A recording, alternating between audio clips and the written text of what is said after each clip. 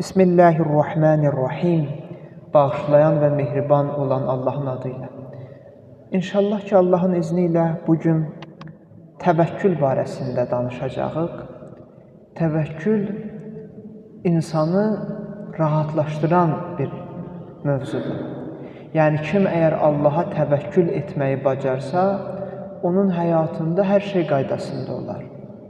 Hər şeyin qaydasında olmağı da o demək deyil, elə hər şey bizim istədiyimiz kimi olacaq, qaydasında olacaq. O mənada yox. İnsan Allaha təvəkkül etməyi bacarsa, Allahı öz işlərinə vəkil bilmiş olsa, onda bilər ki, Allah onun barəsində xeyirlisi nədirsə, onu ona yaşadır. Amma təvəkkülü biz bəzən yanlış başa düşürük. Nəyə görə yanlış başa düşürük? Buna görə yanlış başa düşürük ki, biz bəzən elə bilirik ki, təvəkkül eləmək odur ki, öz üzərinə düşəni etməyəcəksən. Deyəcəksən ki, elə Allaha təvəkkül elədim, özün də heç nə etməyəcəksən. Təvəkkül bu deyil. Təvəkkül budur ki, sən öz üzərinə düşəni edirsən, öz üzərinə düşəni etdikdən sonra nəticəni Allaha həvalə edirsən. Amma Allaha təvəkkül eləmək bir o qədər də asan məsələ də deyil. Məsələn, Quran deyir ki, Bismillahirrahmanirrahim və mən yəttəqillah yəcəl ləhu məxrəcə. Kim əgər təqvalı olsa, Allahdan çəkinsə, Allah onun üçün mütləq çıxış yolu qoyar, məxrəc qoyar. Yəni, insanın Allaha təvəkkül edə bilməsi üçün də insanın imanının olması, təqvasının olması zərurətdir. İmansız adam Allaha necə təvəkkül edir? İman olmalıdır, Allahdan çəkinməyin olmalıdır, təqva olmalıdır ki, Allaha təvəkkül edə biləsən. Təvəkkül də budur ki, dediyim kimi, Allahı öz işlərinə vəkil biləsən. Biləsən ki, hər şey Allahın öhdəsindədir. İndi biləsən, hər şey Allahın öhdəsindədir, oturmayasan, öz üstünə düşəni edəsən, çalışasan, çalışdıqdan da sonra desən ki, mən sənə təvəkkül edirəm, mənim əlimdən bu gəldi, bunu bacardım, nəticə sənin öhdəndədir. Quran baxın, nə gözəl deyir. Quran ki, deyir, kim təqvalı olsa, Allah onun üçün çıxış yolu qoyar. Sonra buyurur ki, وَيَرْزُقْهُ مِنْ حَيْثُ لَا يَحْتَسِبْ Və ona güman etmədiyi yerdən ruzi verər Allah. وَمَنْ يَتَوَكَّلْ عَلَى اللّٰهِ فَهُوَ حَسْبُهُ Kim Allaha təvəkkül eləsə, Allah ona kifayət eləyər. Yəni, Allaha kim təvəkkül etməyi bacarsa, daha heç nəyə ehtiyac yoxdur. Biz özümüzü vurub öldürürük, başqa səbəblər axtarırıq. Deyək, kim Allaha təvəkkül eləsə, öz üzərinə düşəni etsə, Allaha da təvəkkül eləsə, bəsdir. Bu elə həyatı asanlaşdıracaq. Sonra da buyurur ki, İnna Allaha baliğu əmrih Şübhəsiz Allah öz əmrini yerinə yetirəndir. Elə şey yoxdur ki, Allah onu əmr etmiş olsun, həmin şey olmasın. Axı Allah yudabbirul əmrdir. Hər şeyi idarə edən Allahdır. Biz bunları indi bilirik. Elə ki, başımıza biraz çətinlik gəlir. Çətinlik olanda, nəsə istədiyimiz kimi olmayanda, görürsən ki, orada məlum olur ki, biz həqiqətən Allaha təvəkkül eləməyi bacarırıq, yoxsa bacarmırıq.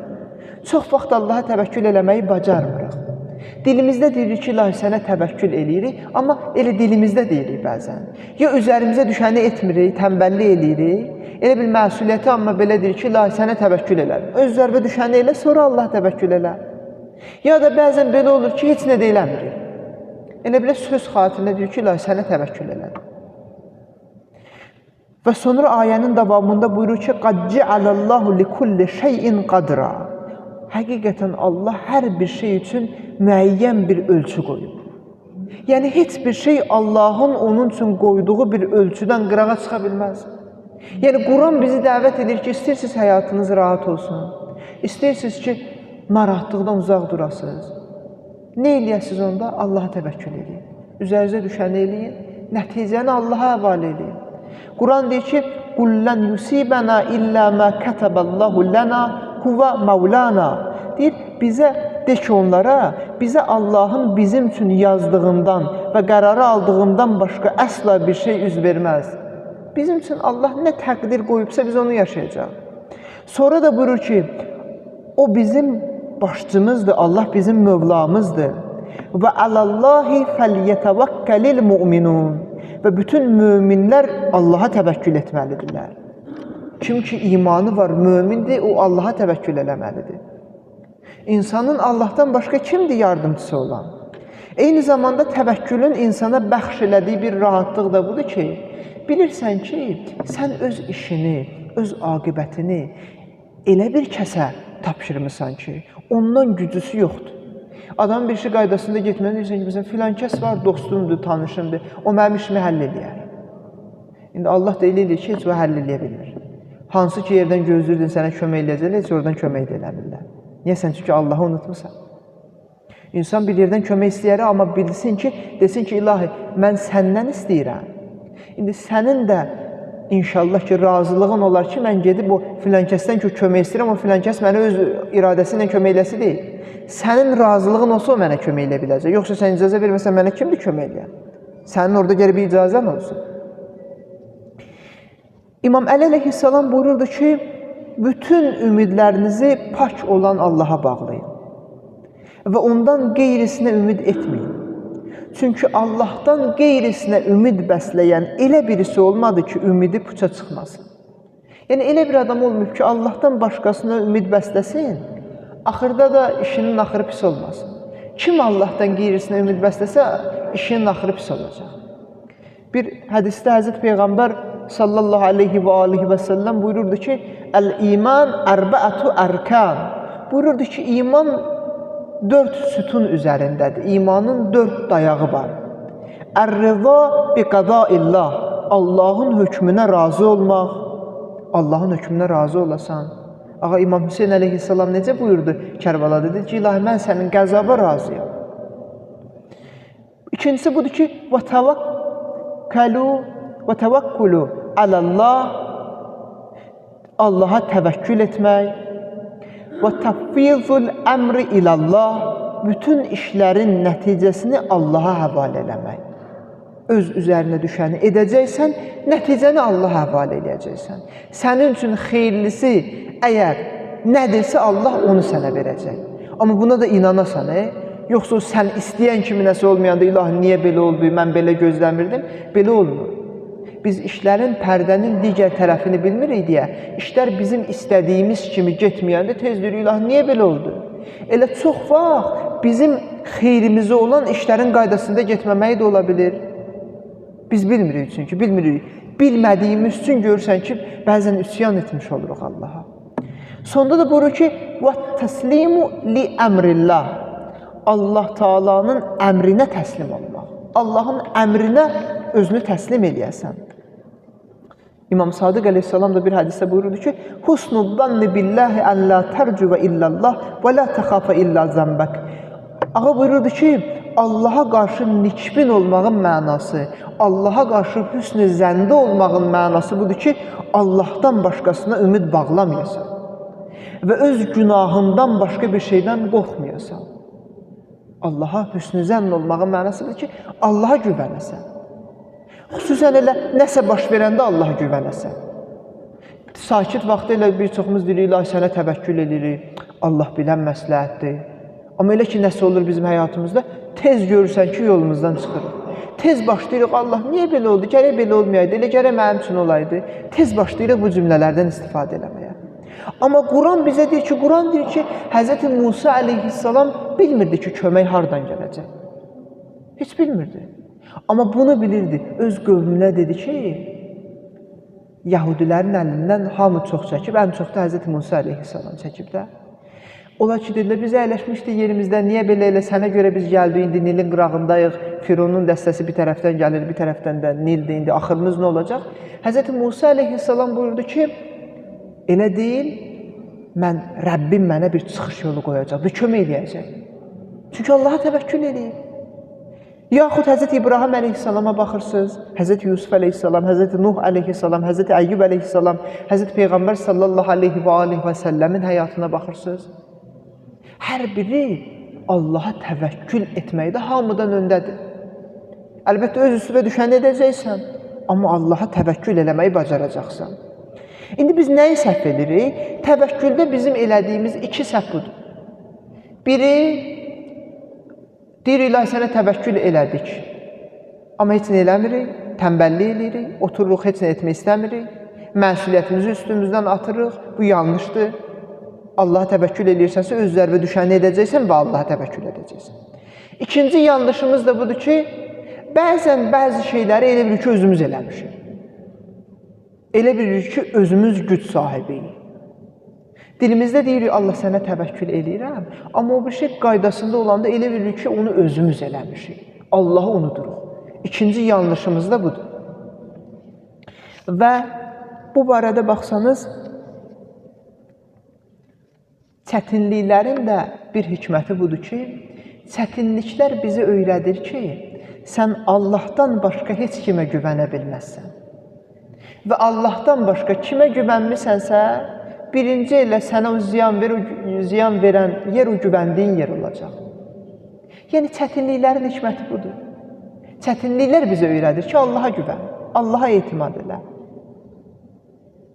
Və kimin ki o düşünürdün ki, mənə o kömək eləyəcək, vallah, əgər Allahdan ümidin yoxdursa, həmin adam sənə kömək eləməyəcək. Allahın razılığı, Allahın icazəsi olsa kömək eləyəcək.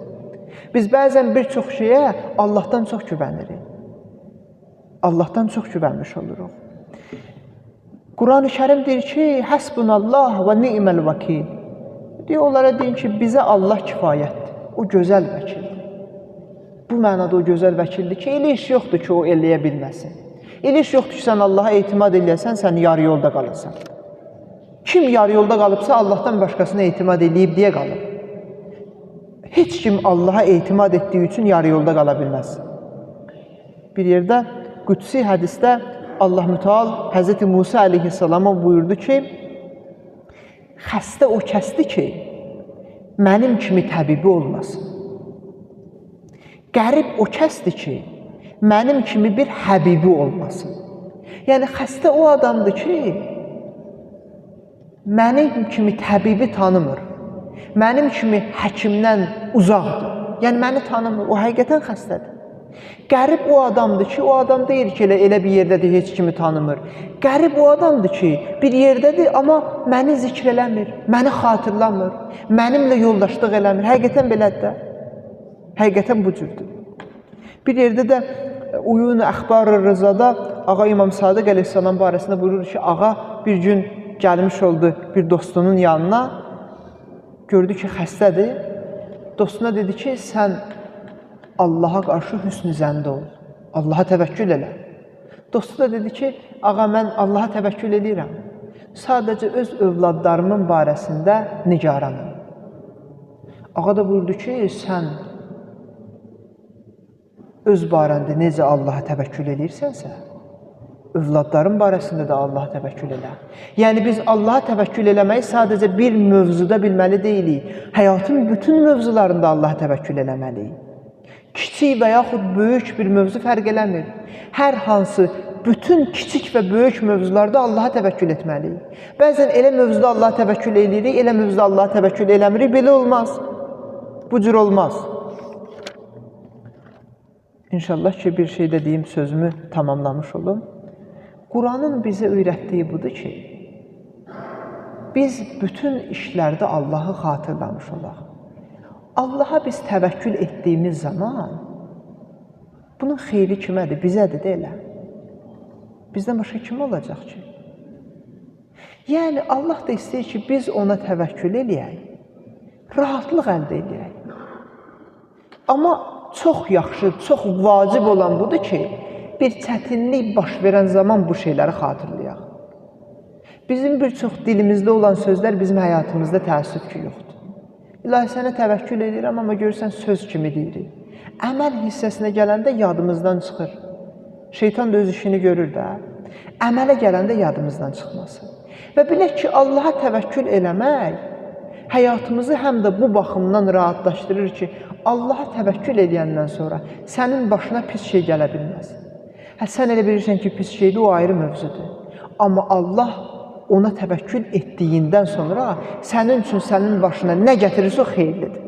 Ya indi bilmirsən, birazdan biləcəksən. Ya indi bilmirsən, 1-2 gün sonra biləcəksən. Amma mütləq görəcəksən ki, Allah sənin üçün ona təvəkkül edəndən sonra, ona dua edəndən sonra, öz üzərinə düşəni edib, özünü ona həvalə edəndən sonra sənin üçün nə eləyibsə yaxşı eləyib. Pis heç bir şey eləmir. Bütün bizim Qur'an da onu deyir, hədislər də onu deyir. Bunu bilin ki, Allah istəyir ki, ona təvəkkül edəsiniz. Amma bir şey də var ha, Allaha yenə də deyirəm, təkrar edirik ki, bu təvəkkül eləmək tənbəllik deyil. Mən təvəkkül elədim, Allah özü bilər, nə olar, o yox. Mən üzərimə düşəni edirəm, qalanını Allaha təvəkkül edirəm.